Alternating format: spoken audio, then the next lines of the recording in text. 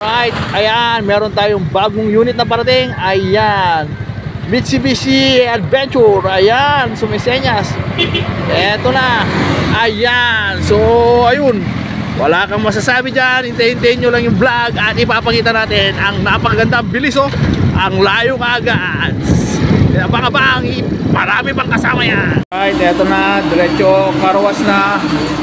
Yellow carwash. Yan, bagong unit, bagong mga gulong, nakarehistro, maganda pintura, sariwa yung loob, may top load, walang ka-issue, all working, ilaw, lahat-lahat. Yan, diretso na natin sa car wash para goods na agad.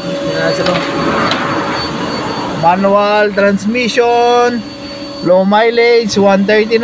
Ayan, urig, napakaganda ng panel. Ayan yung panel nya, wood panel, original, all lights working, pati sa loob.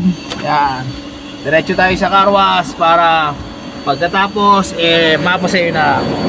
Ganda pa, oh, makinis yan, walang kalusaw-lusaw, okay na okay. Ayan, nililinis din yung mga mating, kumpleto sa mating, kumpleto lahat.